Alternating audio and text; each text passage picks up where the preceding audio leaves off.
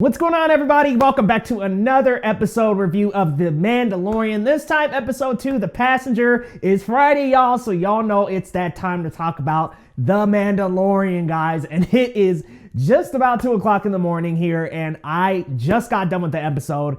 Y'all let me know down in the comments what you thought. I liked the episode. I didn't like it as much as the first episode of this season. I thought that contextually and with the entire season and the plot of trying to find Baby Yoda's home and trying to find more Mandalorians, this kind of didn't really fit in. It definitely felt like a filler episode, but I liked what this episode led up to. Now, I'm going to be spoiling, so this is your first and only spoiler warning.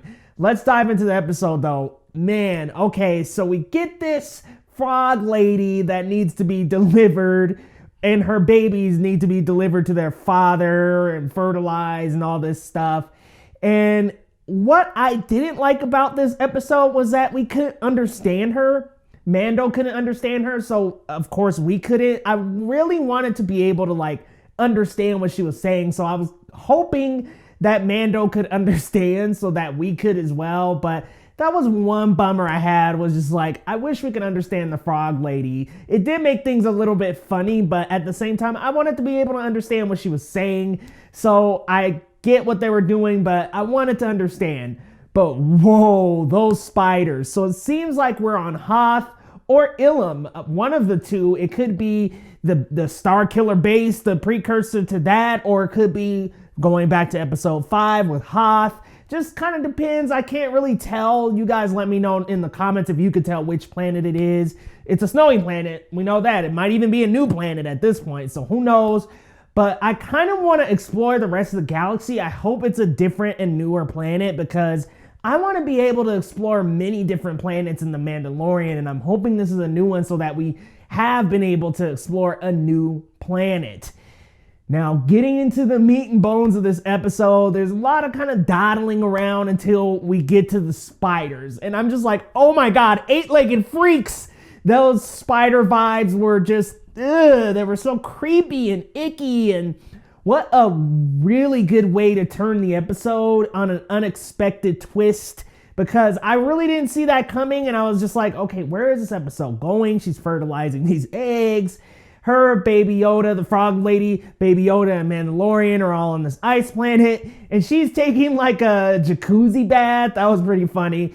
And of course, Baby Yoda gets into something. And what I like about this show is that it does very much humanize these characters, because Baby Yoda is a child.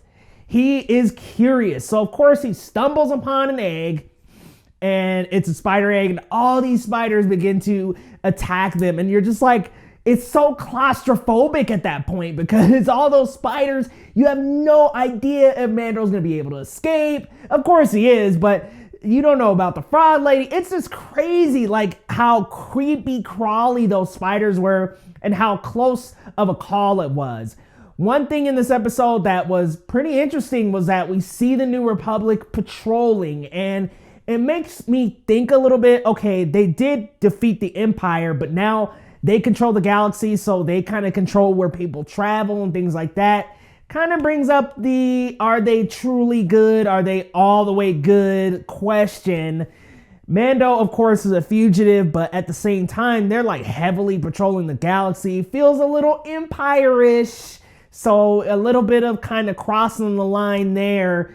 And then you have them come back later in the episode. They help Mando. So that kind of, for me, restored that Empire feel, or I'm sorry, the Republic feeling, because I was like, yo, this is kind of Empire-ish.